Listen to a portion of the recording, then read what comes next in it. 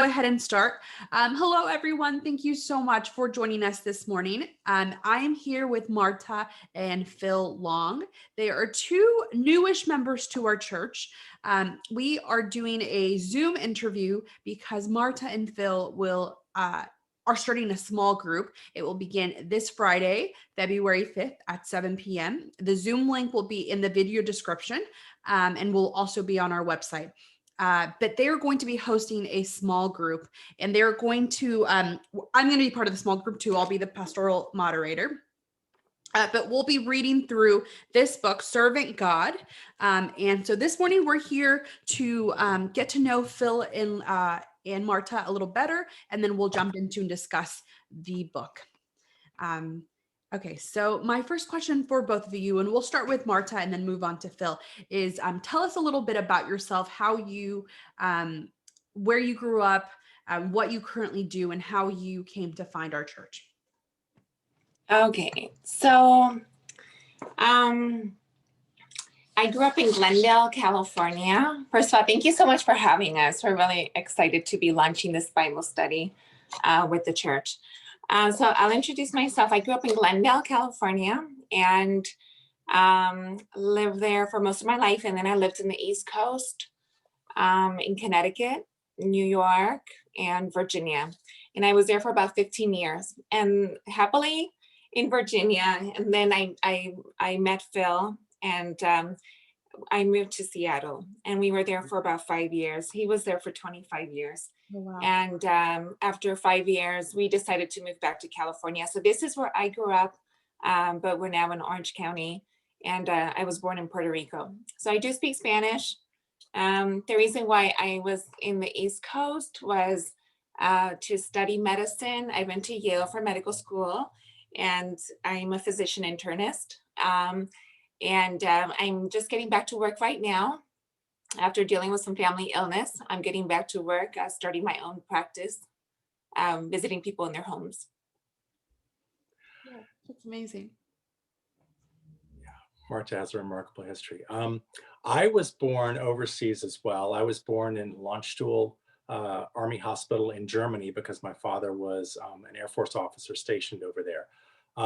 We moved back to the States, we moved to Ohio, but I grew up in Little Rock, Arkansas. You know, I spent my formative years there. I left Little Rock, Arkansas and went to the Air Force Academy in Colorado Springs, Colorado at the age of 18, spent 4 years there. And after that, I went to Air Force pilot training in Chandler, Arizona for 1 year, just southeast of Phoenix. From there, I had 10 weeks in the panhandle of Florida, Panama City Beach. And then I went to the Philippines for 20 months. Wow. After the Philippines, I was stationed in Victorville, California, beautiful Victorville, for about 4.5, 5 years for the balance of my Air Force career. At the end of that, I moved back to live with my parents at the age of about 29 and 30 while I was looking for a job after I got out of the Air Force. They lived in Phoenix. And then I was hired by Alaska Airlines in 1992, and I moved to Seattle, where, as Marta said, I spent 25 years in Seattle flying for Alaska Airlines. And then Marta and I were having trouble with the weather in Seattle with two little girls stuck in the house all the time, pretty much 8 months of rain. So we decided to move back down here just a little over 2 years ago to Orange County. Marta's parents at the time still lived up in the San Fernando Valley, and her father was ill. So it turned out to be a great decision for us, and we're loving it here. Oh, that's amazing to hear. And how old are your girls? They are almost 4 Okay. in March. She'll be, Daniela, the younger, will be 4, and Gabriella is 5. Oh, wow. That's amazing. And I don't know if I've mentioned this, Marta, but I'm also from the San Fernando Valley. I was born in Sun Valley, and yeah, that's my hometown. So we share that in common. My next question for you is how long have you been Adventist? What is your history with the Adventist Church? We'd love to know more about that. Okay, so I basically I think my grandmother was the first person in my family who became Adventist. And then about half of her kids stayed in the Adventist church. And so when my mom decided to take us to church, of course, it was the Adventist church. And I think from the time I was very little, I always liked going to church. And I was baptized when I was 12. And I thought it was funny when I was 12 that at that time, the pastor was giving me lessons, and I wanted him to teach me about the beasts in Revelation, which I think is crazy for a 12-year-old. But I was very curious about God and very curious about the Bible. I used to teach as a teenager for the young kids in primary, and I have been involved in church for most of my life when I've been able to. Most recently in Virginia, I was leading the women's ministry in my church, and I've always loved being a part of being a community, with the people of God. And in medical school, I was also part of a group of women. Not everyone was Adventist, but they were all believers. So whether you're a believer and you're not Adventist, or you're Adventist, to me, we're all part of God's flock, and He shepherds us all. So I'm part of the Adventist church. That's what I choose. But I think God works in all places, Absolutely. Yeah. So having said that, Yeah. so when I met Phil, he was not Adventist. He grew up Baptist, going to the Baptist church, and now he's coming to church, coming to the Adventist church. But he's a man who has a strong faith. So that's what draws us to one another. Yeah.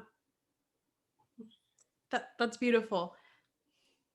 Well, as for me, I was raised in the church. My grandfather, not that accrues any benefit to me, but my grandfather was a pastor in the Christian Church Disciples of Christ. My father was, in addition to being an Air Force officer and pilot, he was also, he majored in music. So he was a choir director in every church that I went to. So I always had to sit, even as soon as I got out of Sunday school at the time, and was able to go to Big People Church, I sat second row choir side. And there's a book entitled that from another young person who was in my same position. So he'd keep an eye on me while he was up directing the choir. So my father was a minister of music and until he passed away a few years ago, living in Phoenix. So that's my church history. As far as I'm concerned, I have had some experience leading and hosting Bible studies in my home fellowships when I lived in Seattle, but not since we moved here. We've been very busy with the girls. They have bedtime of 6:30, and so that has impacted our ability to engage in a lot of evening activities. And we start getting ready for that, of course, at around 5 p.m. So our evenings are very packed. But this Bible study is constructed so that they will be in bed asleep while we're doing the study. Yeah. Well, we're so excited to have you hosting it, and we're so excited to have you as part of our church family. I know the pandemic has made it seemingly impossible to get to know each other and get to know our community. And so we hope this interview and this video and then the time that we spend together in the small group will help build that community. What is your hope for starting this small group? And you mentioned a little bit of that, building community and extending that fellowship outside of the Sabbath service. And who is this small group for?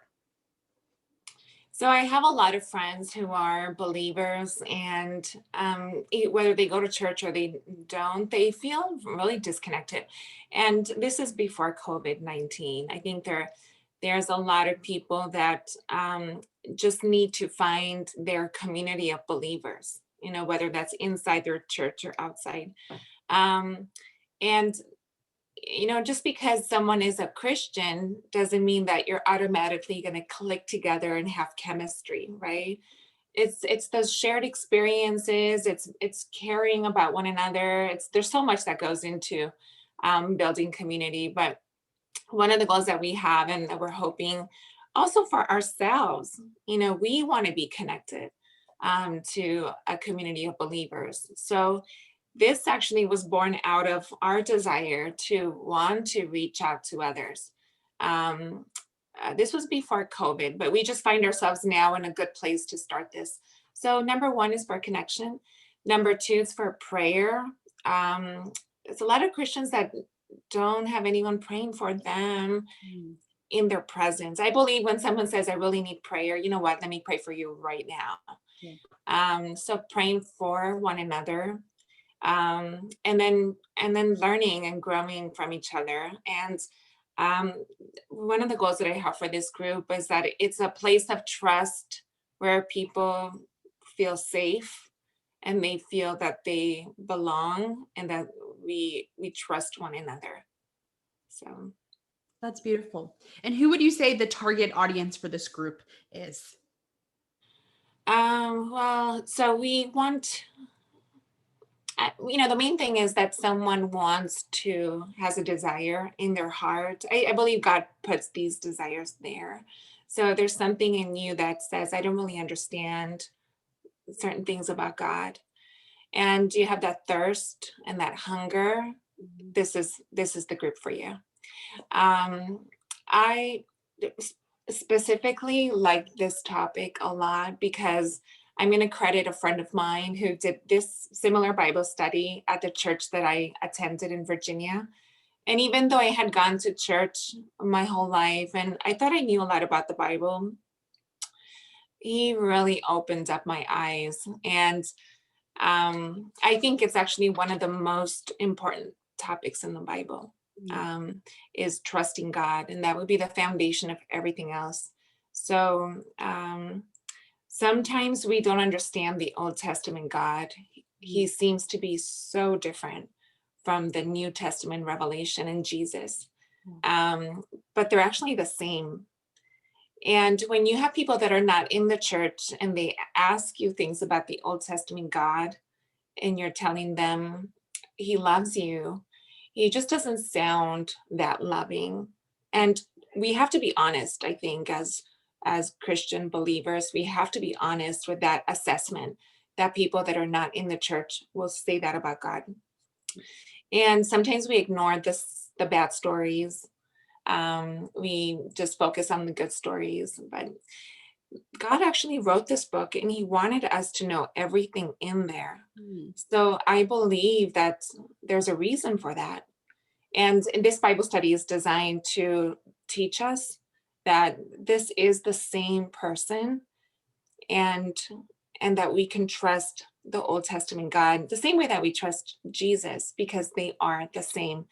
And that's a huge step for believers, even the ones that have been attending church and have been reading their Bible.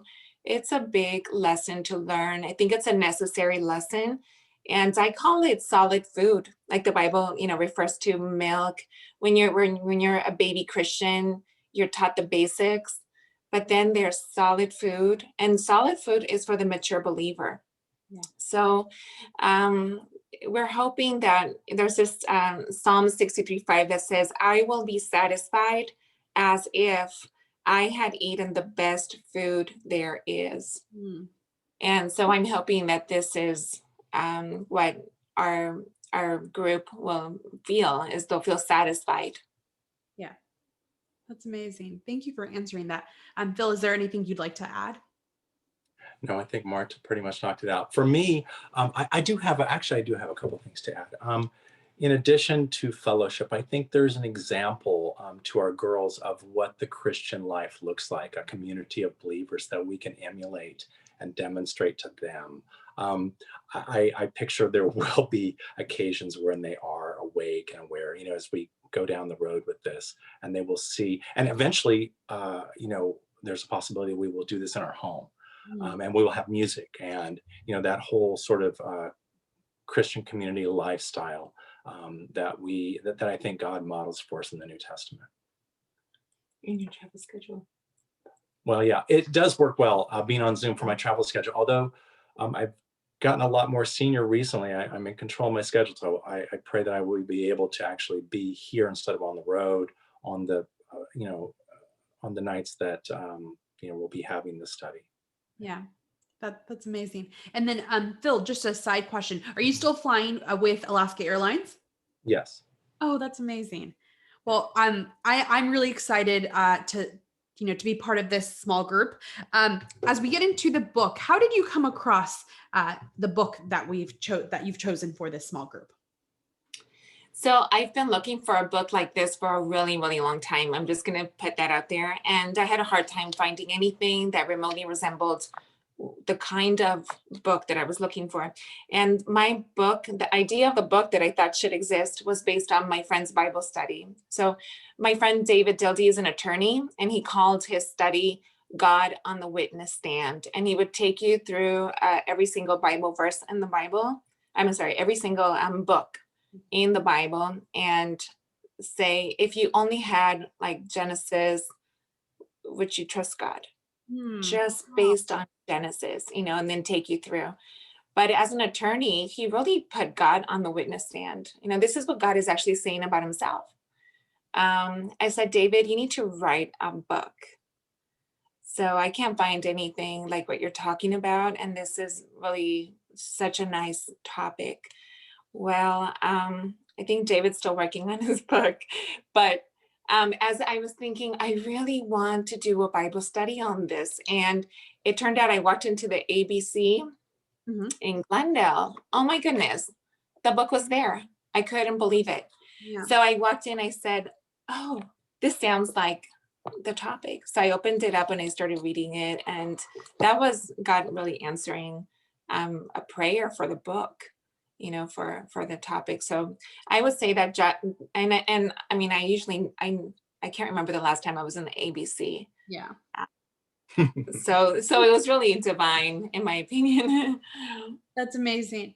I have the book here, and I've been reading it too. It's a thick book, so it definitely takes some time. And one thing that stood out, I think one part that I found so compelling was that, yes, we all have ideas about God. This is written by numerous authors, and our ideas and our questions of God are like a journey, and they lead us to ask some really complicated questions, just like we read in the books. Not every book. I love that idea that if we only had one book, whether it be Genesis or the book of Judges, that would really make us question a lot of things and question the character of God. And I think I love that about this book, is that it's a conversation starter, and it asks some really honest questions. And I'm so excited for our church and whoever joins the study to go through that journey with all of us together.